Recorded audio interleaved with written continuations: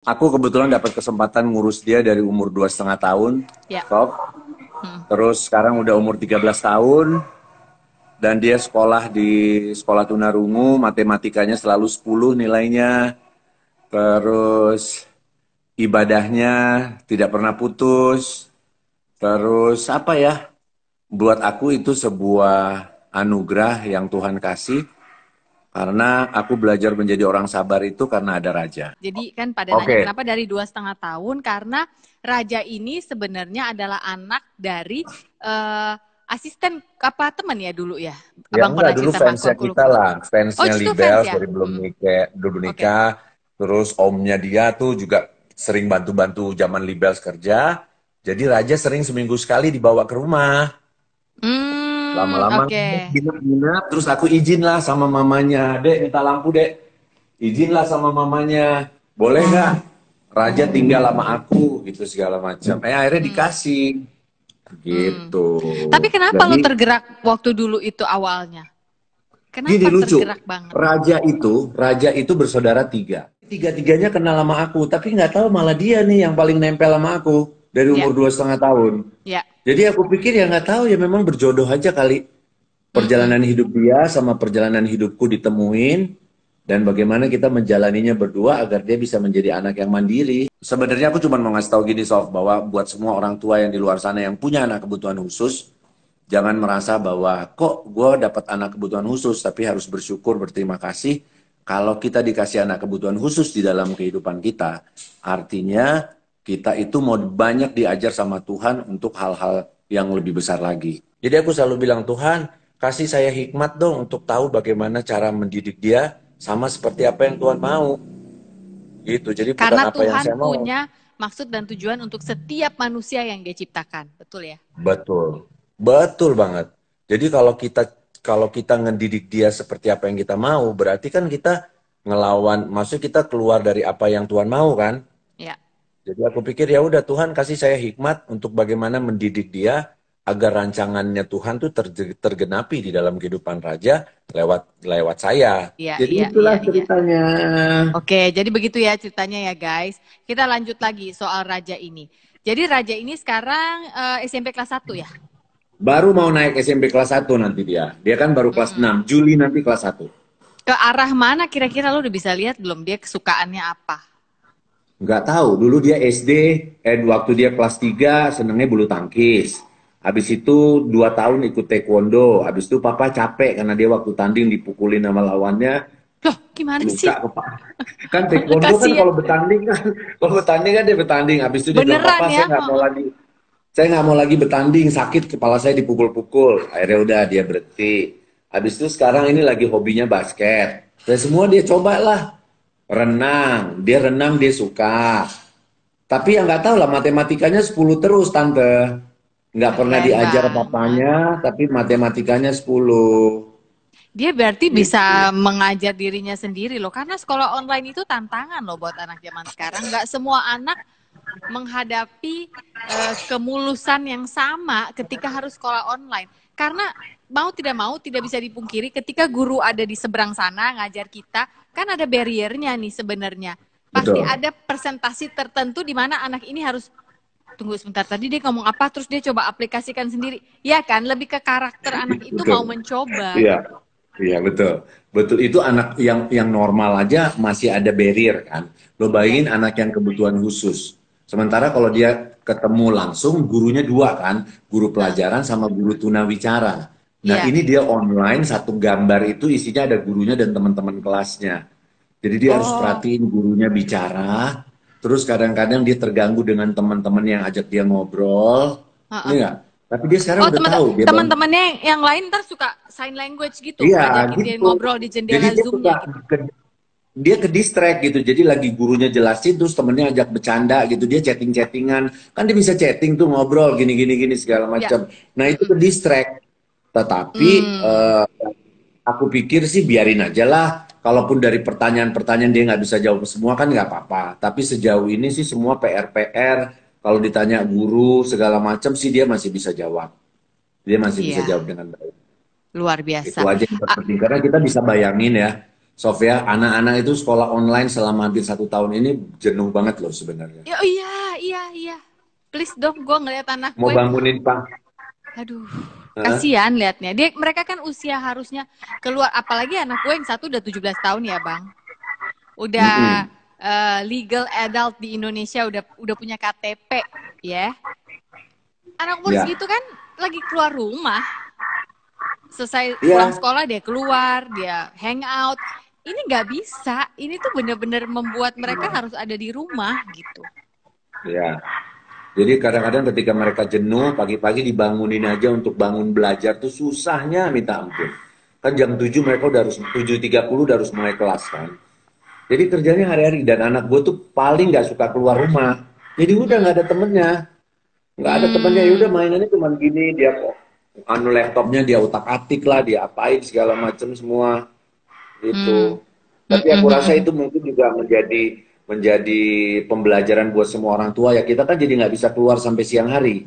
Dari Iya, pagi udah harus nemenin anak dulu. iya. Belum kalau dia berkegiatan, tolong divideoin kalau dia lagi bersihin rumah. Tolong kalau dia lagi bersihin kamar, segala macam. Kan kita harus Hmm. videoin segala macam. Hmm. Hmm. Hmm. Hmm. Hmm. Hmm. Gitulah. Iya, ini sebenarnya sebuah masa yang kayaknya bikin kita kesel, semuanya itu kayak ke pushback, tapi pada saat yang bersamaan terjadi percepatan menurut gue loh.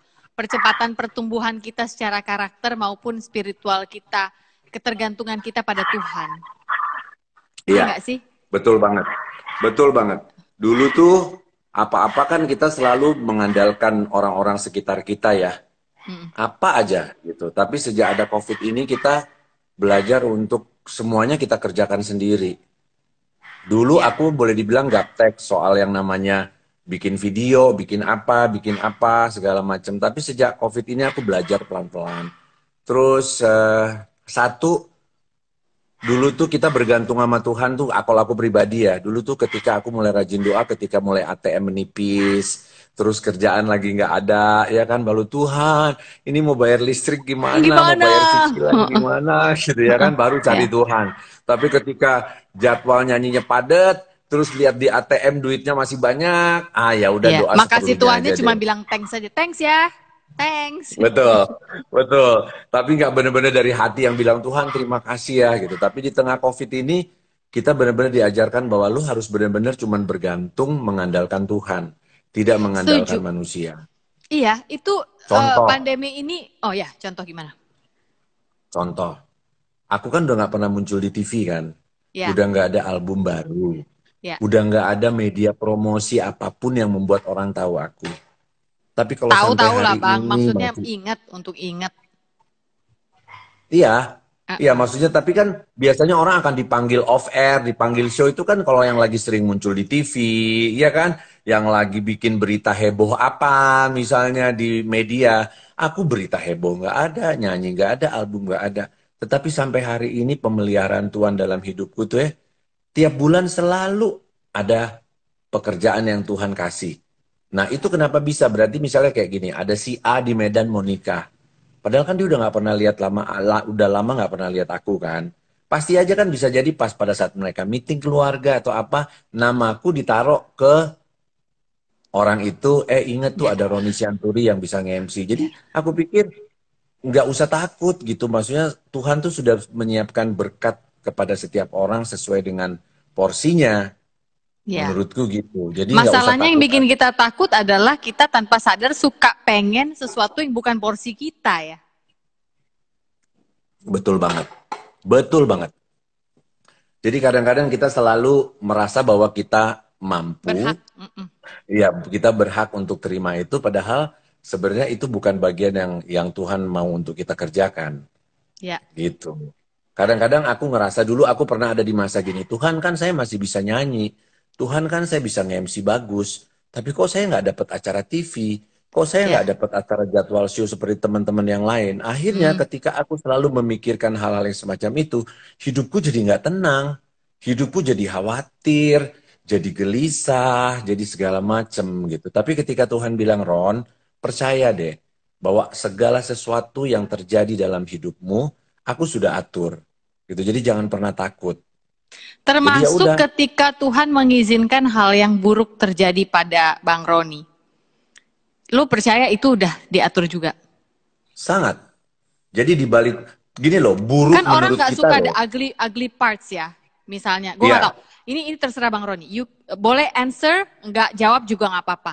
Apa oke. salah satu hal aja atau ya pokoknya yang sekarang keinget deh, yang menurut seorang Roni Sianturi, kalau gue bisa ulangi, gue sebenarnya nggak mau ngelewatin itu, gitu. Oke. Nggak. Aku pernah dari tahun 90, dari tahun 94 sampai tahun 2000 aku terikat dalam aku terikat narkoba loh. Oh Terikat iya ya, narkoba, terikat sabu, terikat ekstasi, apalagi semua udah. Eh, nggak kelihatan. semualah udah Maksudnya di. pemberitaannya tapi nggak ada ya. Maksudnya Ya nggak ada nggak karena sempet ada mungkin zaman pemberita.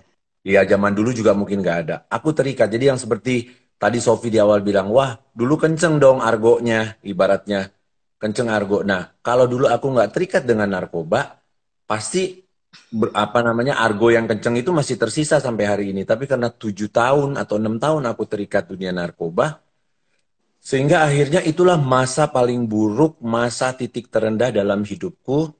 Bukan kesalahan sih bahwa aku pernah ada di masa-masa yang membuat aku tidak bisa apa ya, tidak bisa berpikir berpikir jernih aja, Itu kayak tidak bisa. dibelenggu nggak sih rasanya? Oh iyalah, iyalah yang namanya narkoba itu kan kelihatannya enak. Jadi kadang-kadang aku pikir, aku ngerasa gini loh, segala sesuatu hal-hal yang namanya dosa itu pasti bikin kita enak. Karena kalau dosa tuh nggak enak, pasti nggak ada yang mau bikin dosa. Enak di awal. Iya, enak di awal, Kesananya akan makan makan betul. nyawa. Justru kesananya tuh justru membawa kita pada kehancuran sih. Jadi Hmm. duitku tuh semua dulu duit kerja piramida, duit nyanyi, duit rekaman, duit apa, itu habis karena narkoba aja. Makanya dulu aku salahnya apa? Aku sudah diberkati Tuhan luar biasa, tetapi aku memakai berkat itu dengan cara yang salah, gitu loh. Kenapa Tuhan sampai hari ini belum memberikan berkat yang seperti apa yang aku mau? Karena Tuhan tahu ketika aku memberkati kamu lebih lagi sekarang, Ron, bisa jadi karakter lamamu akan kembali lagi, gitu. Jadi ya udah, sekarang saya kasih kamu cukup aja, cukup makan, cukup bayar keperluanmu, cukup bayar uang sekolah anakmu, kamu nggak kekurangan, kamu tidak berutang, itu sudah cukup supaya kamu terus bergantung sama saya.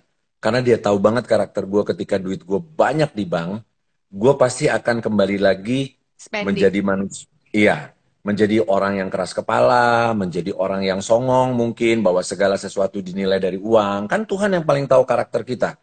Makanya sekarang aku selalu tanya sama Tuhan, Tuhan, saya dapat berkat ini nih Tuhan, kasih saya hikmat dong, biar bagaimana menggunakan berkat itu sesuai dengan apa yang Tuhan mau. Iya, Gitu. Kalau dulu iya. kan enggak, dapat berkat, habisin narkoba. Padahal kan Tuhan nggak mau loh. Kan saya berkati kamu bukan untuk dipakai untuk hal-hal kayak begitu. Saya mau Hmm. kamu pakai uang itu untuk kebutuhan hidupmu dan memberkati orang-orang di sekitarmu. Tapi bukan dipakai Hmm. dengan cara yang salah. Makanya Hmm. kadang-kadang kita bilang, Tuhan kok orang lain kamu berkati, kok saya nggak berkati.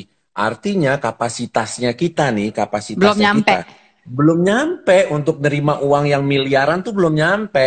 Karena dia Iya. tahu ketika saya kasih kapasitas itu, terus ternyata kamu belum mampu, ya kamu akan jatuh, kamu nggak akan mampu melakukan itu, malah kamu akan lebih lebih terperosok jauh ke dalam lagi. Iya. Itu yang aku Kalau pelajari. kalau gue tuh kadang-kadang suka udah sampai ke satu pengertian gini, Tuhan saya nggak usah dikasih MM-an deh, saya takut nggak tahu gimana cara makainya.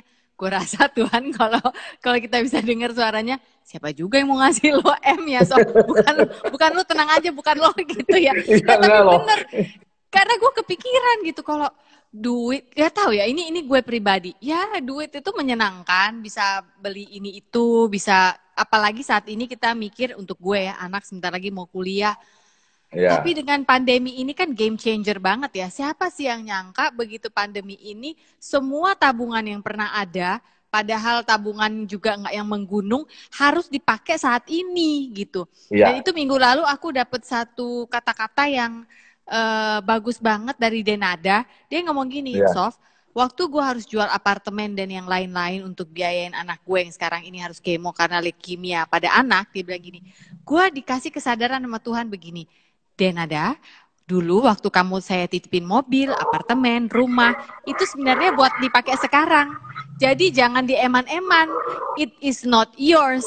Itu memang adalah untuk dipakai sekarang. Itu kayak bam, kayak wow gitu loh. Iya betul, betul sih. Makanya gini loh, kadang-kadang kita selalu merasa bahwa apa yang kita punya sekarang itu kan punya kita. Bener gak sih? Ya. Punya kita karena hasil upaya kita, karena apa. Padahal kan yang tadi Sofi cerita itu kan cuma Tuhan pinjemin aja. Sama Ya. kayak tubuh ini kan Tuhan pinjemin.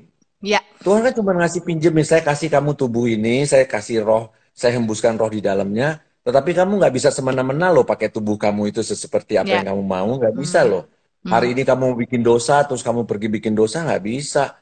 Karena ya karena hidupmu tuh milik aku gitu loh. Aku Ya. mau setiap hari, setiap bulan, setiap tahun itu hari-harimu saya mau pakai untuk menjadi berkat buat keluarga, Ya. buat dirimu dan banyak orang. Kita ini semua berdosa udah pasti. Manusia udah pasti semuanya berdosa. Pasti. Tuhan Maha Pengampun itu juga udah pasti.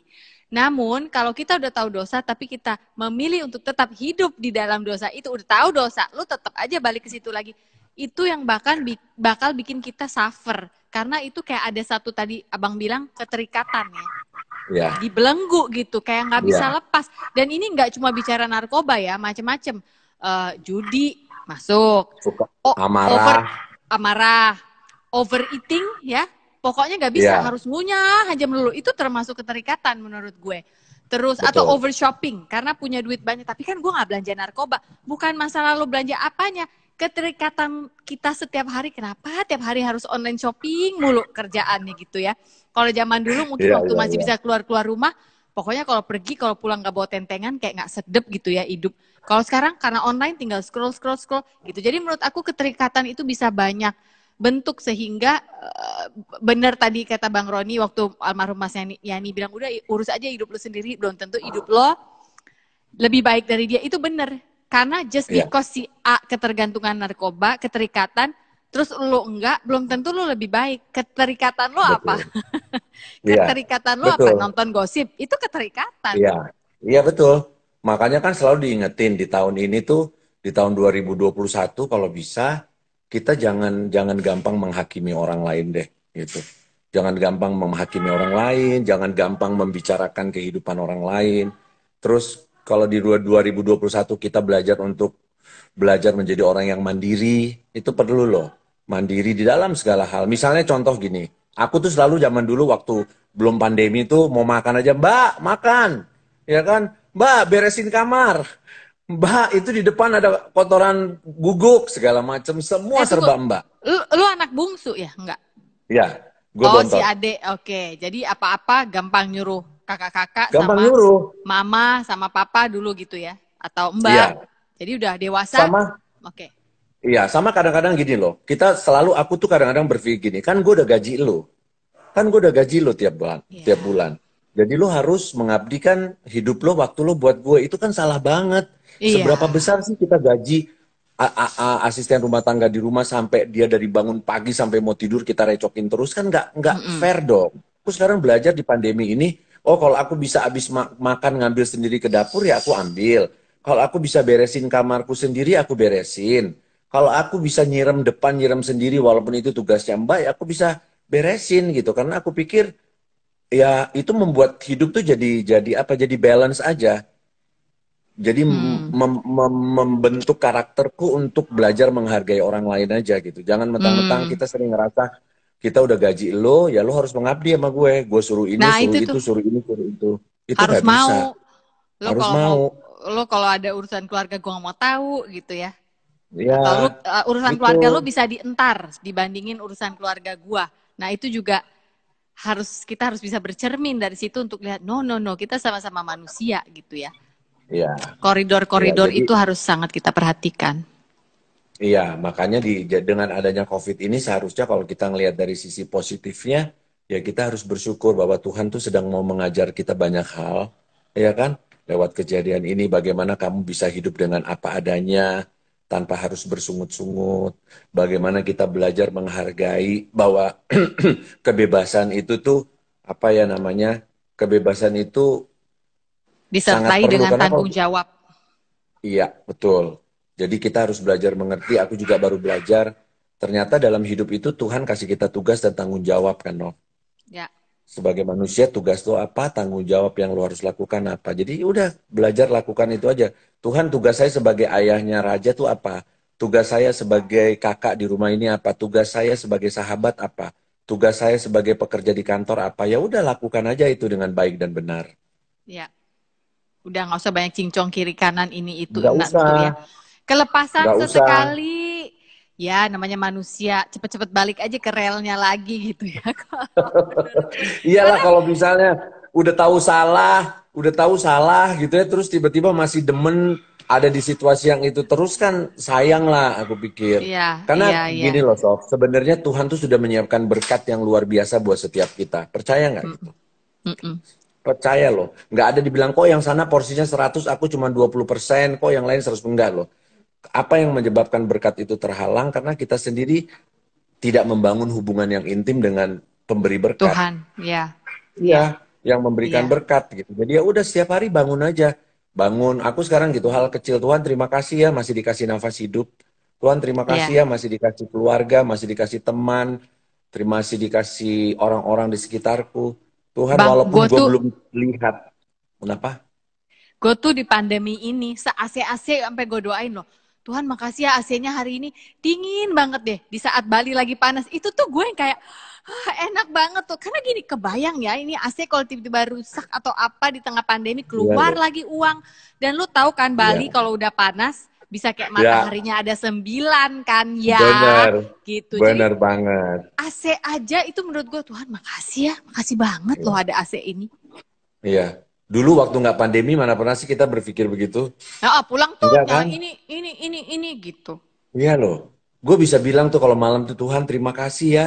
Engkau masih kasih saya tinggal di rumah ini. Terima kasih ya masih dikasih punya kendaraan. Terima kasih ya masih dikasih mbak yang ngebantuin saya.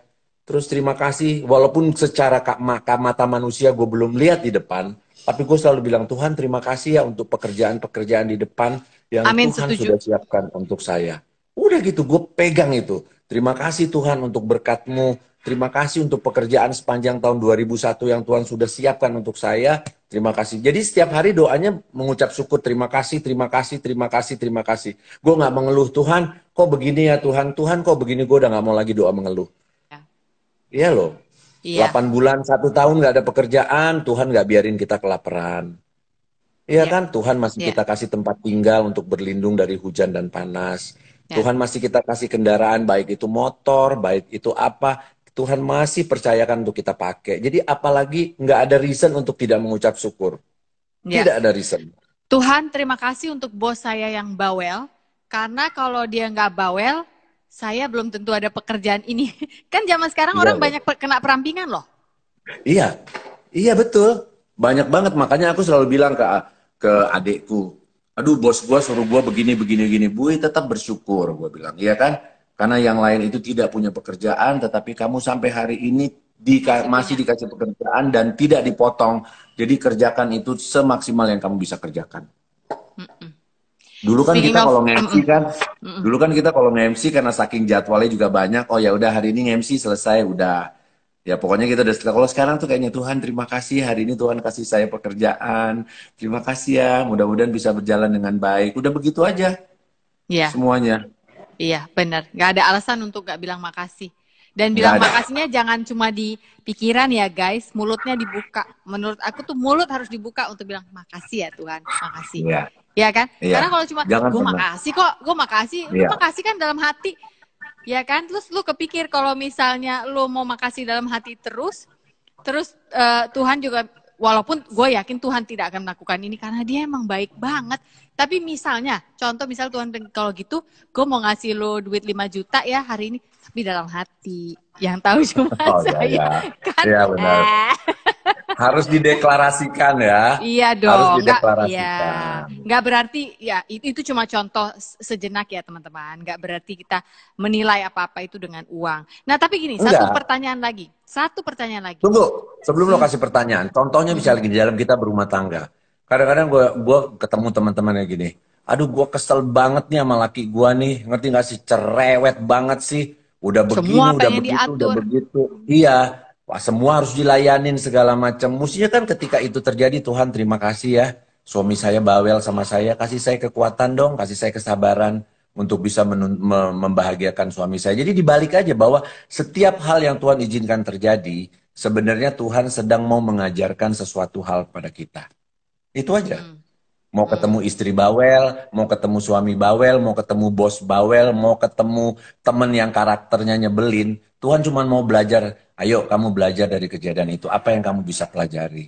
Oh, berarti harus saya jadi manusia yang lebih sabar. Oh, saya harus jadi manusia yang tidak sombong. Oh, saya harus jadi manusia yang selalu bertanggung jawab untuk setiap hal yang saya kerjakan. Udah Atau cuma itu bahkan aja. oh saya memang sudah harus memfilter pergaulan saya karena hal-hal seperti ini bikin saya mikir yang enggak gitu kan. Fokus saya Iya. harus di rumah, Iya, ke anak, ke apa. Kenapa jadi ribet betul. ngurusin satu orang doang yang harusnya bukan itu tanggung jawab kita. Kadang-kadang juga Iya. menurut aku di musim susah apa kayak pemangkasan ranting gitu ya. Ada beberapa, bukan berarti nggak ditemenin, tapi ada beberapa pertemanan yang memang harus udah kita minimize karena ternyata dengan Iya. adanya pergaulan di sana kita kurang fokus dan konsentrasi di rumah gitu. Satu lagi yang Iya. tadi gue mau nanya ya, sebelum ini karena gue yakin semua orang akan bertanya hal yang sama. Kembali lagi terserah lo mau jawab apa enggak. Ini orang-orang pada nanya, Bang Roni masih tertarik nggak nyari ibunya buat raja? Nah, gini. Pertanyaan nyebelin ya, Bo. Ini sebenarnya ya. Iya, nyebelin Maaf sih nih, Bang. enggak sebenarnya. Tujuan dari hidup itu kan adalah bagaimana kita memperoleh kebahagiaan. Bahagia bukan bahagia menurut kita ya, tetapi bahagia yang Sesuai ini dengan sih istilahnya, rencana Tuhan buat rencana yang kita. di atas. Bahwa menikah itu bukan berarti bahwa kebahagiaan itu kita bisa dapatkan ketika kita menikah. Enggak. Bahagia itu ketika hari lepas hari kita hidup menjadi orang yang lebih baik, lebih benar di hadapan Tuhan, dan bermanfaat buat orang lain. Menurut gue. Jadi mau kita menikah atau tidak menikah, tetapi kalau kita tahu tujuan hidup kita kemana, aku pikir Tuhan juga nggak maksa kok gitu. Buat apa lo menikah tapi lo berselingkuh? Gitu. Buat apa lo menikah tetapi lo masih melakukan hal-hal yang mendukakan hati Tuhan? Enggak. Tetapi bagaimana hari-harimu berjalan di dalam kebenaran firman-Ku, itulah yang membuat engkau nantinya bisa duduk bersama-sama denganku di surga kelak. Bukan lihat kalau kamu nikah kamu dapat surga, kalau kamu kasih anak kamu dapat surga. Enggak. Menikah itu baik, tetapi tidak menikah itu juga baik selama kita tahu bahwa kita tidak membiarkan tubuh kita terbelenggu oleh hal-hal yang membawa kita kepada kebinasaan. Wow, that Itu one is sih. powerful. Buat apa? Buat apa gitu. Jadi, karena aku pikir gini, kenapa dulu aku gagal berumah tangga? Karena dulu aku sebagai imam, aku tidak hidup melekat dengan Tuhan. Jadi aku nggak tahu fungsi suami itu harus seperti apa. Ya aku Identitas masih, sebagai suami itu lu karena nggak ngerti tidak bisa dijalankan dengan benar gitu ya. nggak. Nah, bagaimana kita bisa tahu figur kita bab suami seperti apa? Ya kita harus intim dengan Tuhan. Segala sesuatu bisa jadi benar itu ketika kita punya hubungan yang baik dengan Tuhan. Pasti benar. Kalau kita nggak punya hubungan yang intim dengan Tuhan, jangan berharap apa yang kita pikir, apa yang kita rasa, apa yang kita berbuat itu benar. Tidak. Benar menurut kita, tapi belum tentu benar menurut Tuhan. Baik menurut kita belum tentu benar. Bisa loh ada Betul. orang suami baik, istri baik, tapi dalam hati dia diam-diam merana karena yang dia lakukan tidak sesuai dengan kebenaran yang adalah Betul. Tuhan itu sendiri ya. Wow. Iya, jadi kalau di sana Powerful. masih Ini mungkin pengen yang nanya punya, ngarep kali Bang. enggak juga Enggak, bukan maksudnya gini. yang nanya-nanya. Oh, yang harap Mungkin tadi ada ya. arep-arep ya, ada Ya arep-arep nggak apa-apa, lah. karena kita kan makhluk sosial ya, kita makhluk Ya. sosial, berpasang-pasangan itu baik. Tetapi kalaupun kita belum diizinkan punya pasangan, kita jaga hati kita, jika kita tetap fokus untuk tidak jatuh kepada dosa-dosa zaman dulunya kita gitu loh. Jadi kalau lo udah pernah buat salah, yuk berupaya untuk tidak jatuh di lubang yang sama. Karena lu udah Karena pernah Tuhan tidak, diselamatkan, ya karena lu pernah, udah pernah diselamatkan dan lu inget itu gitu. Untuk keluarnya lagi kan betul loh, nanti repot lagi. repot loh. Jadi aku pikir, gue kan 55 tahun ya, ini pengakuan nih jujur. Lu umur gue 55 tahun, Sofi. Kalau ditanya berapa puluh tahun dari hidup lo selama 55 tahun yang sudah menyenangkan hati Tuhan. Mungkin baru 45 tahun, 40 atau 50 tahun yang hidup gue tiap hari bikin nangis Tuhan. Contohnya apa? Zaman dulu tiap hari mabok, tiap hari judi, tiap hari narkoba, Tiap hari ya kan? marah-marah. Tiap hari keluar kata kotor, kata-kata kasar. Lo bayangin gimana bisa orang melihat karakternya Tuhan di dalam Tuhan di diri dalam diri kita? Nggak kita. bisa. Nggak bisa. Jadi gue selalu bilang, kan Tuhan mau kita representatifnya dia lah. Representatifnya dia. Jadi gue pikir di sisa hidup gue yang sekarang, kalau masih dikasih 2 tahun. Jadi kalau dipikir nggak mau nikah lagi, mas, enggak. Dapat kesempatan diampuni, sehingga pada saat selesai waktunya gue hidup di dunia, gue tahu gue bisa dapat tempat yang Tuhan sudah sediakan buat gue. Udah cuman itu. Amin. Ya, Nggak ada yang amin. lain. Iya. Ya, kalau dalam keyakinan kami berdua, kebetulan aku sama Bang Roni sama, kami percaya bahwa kami ketika kami sudah mengaku di hadapan Tuhan itu sudah diampuni. Namun setelah itu kan ada rasa ingin ini ya, Tuhan, I want to make you proud. I want to do apa yang Tuhan mau. Supaya Ya, yang selama ini aku buang-buang waktuku kemarin itu aku pakai ya ya, Tuhan buat agar berguna di mata Tuhan dan untuk sekitarku gitu. Dan saat ini ada Raja yang harus difokusin juga. Raja mau betul. baru SMP, nanti mau SMA, mau kuliah, ya kan? Boro-boro Ya, papanya nggak usah disuruh pikir istri, papanya lagi nggak pengen ke sana. Sekarang papanya lagi mikir bagaimana menjawab pertanyaan, Papa, Raja kapan boleh ciuman sama cewek? Itu papanya udah pusing. udah pusing deh. Jadi gue pikir semua kita ini sangat disayang Tuhan loh, Sof. Iya kan? Ya, semua, Tuhan nggak semua. mau satu orang pun di antara kita itu yang binasa. Tidak mau. Ya, Makanya sampai hari ini selalu kita kalau bikin salah minta ampun, dia kasih ampun, ya kasih-kasih. kan? Ya karena dia bilang gue nggak mau sampai nanti ketika lo mati, lo nggak tahu lo punya tempat di mana. Tapi hari ini Tuhan merubah engkau menjadi pribadi yang sangat luar biasa.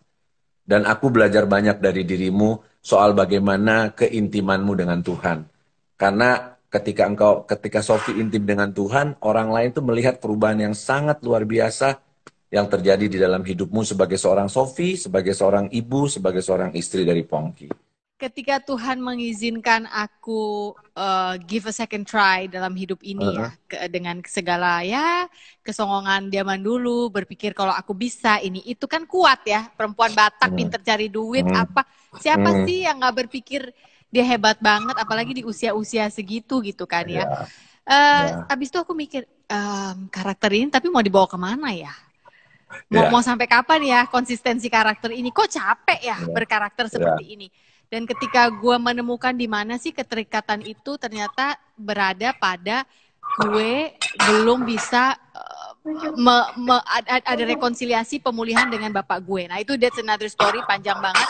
Tapi baru di umur 40 lah itu semua terjadi. Jadi mirip Bang Roni, gue ngerasa bertahun-tahun hidup gue gak berguna. Jadi orang yang gampang marah, sensitif, selalu memilih hubungan yang salah dulu sebelum nikah ya. Atau mungkin ketika bekerja pun tidak bisa menjaga relasi dengan baik. Itu sebenarnya semua pencerminan amarahku pada ayah duniawiku yang Tunggu aku bentar. nggak. Emang pengaruh ya ketika hubungan seorang anak dengan ayah atau ibu tidak terjadi dengan baik, itu berpengaruh ke karakter kita sebagai anak. Oh, sangat dong. Sangat. Kan di mana-mana namanya anak itu yang dia minta adalah approval. Ya. Yang kita lupa adalah Contoh Tuhan approval-nya gimana maksudnya? approval, kamulah anak yang kukasihi, kamu aduh kesayanganku, kamulah pinter kau Amang, kau pinter Inang, kau baik, kau ini. Itu kadang-kadang ketika kita nggak mendapatkan itu dari orang tua kandung kita, terkhususnya ayah ya, itu Heeh. akan menjadi satu hal yang kita bawa sebagai beban. Apalagi zaman orang tua kita bukan Batak pula, bukan tipe yang kayak gitu kan, bukan tipe yang kayak Mm-mm. kamu kamu memang pinter ya. Enggak, tapi kalau salah, cepet banget. Itulah makanya kan. Nah, kalau di dalam keluarga gue itu enggak cuma itu sebenarnya. Ini ya enggak semua hal bisa gue ceritakan di publik. Sedikit sempat gue bahas di buku gue yang Hati Gembira Adalah Obat itu.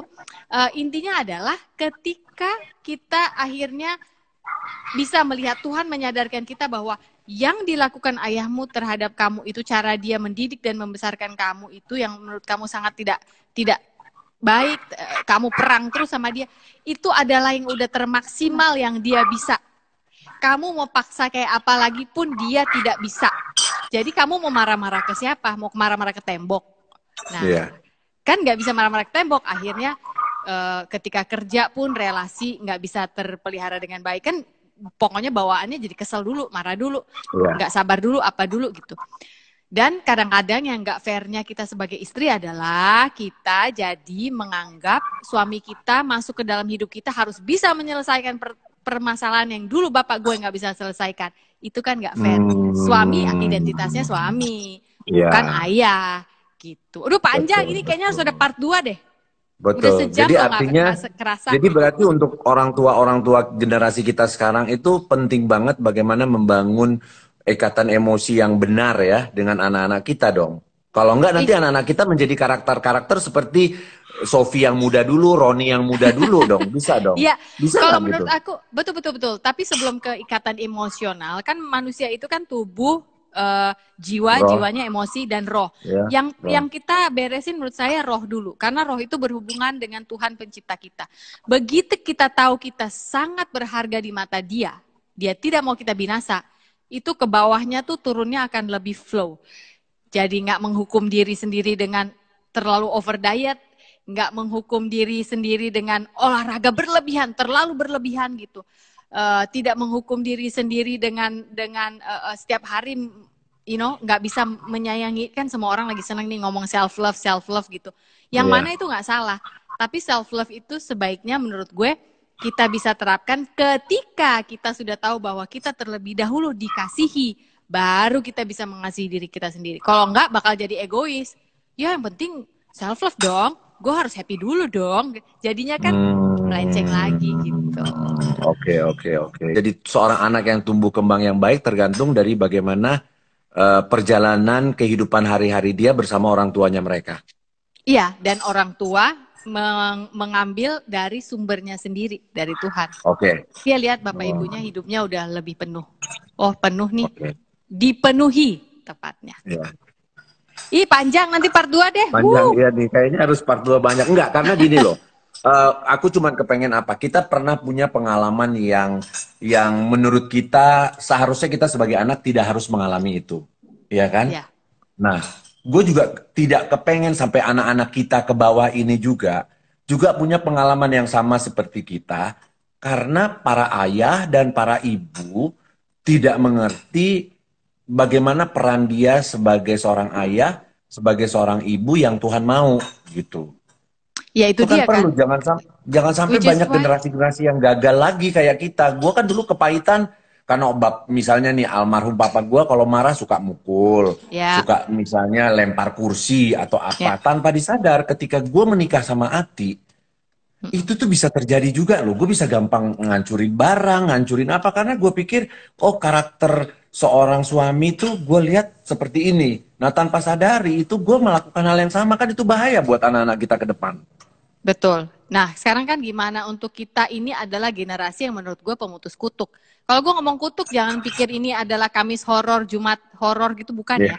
Dalam arti kutuk tuh ya, apa yang dalam tanda kutip disembah sama orang tua kita dulu. Ketika gue ngomong sembah juga, gue gak berarti nyembah. Maksudnya gini, kalau orang tua kita tidak bisa menahan diri, kerjaannya makan melulu, kita pasti ngikut.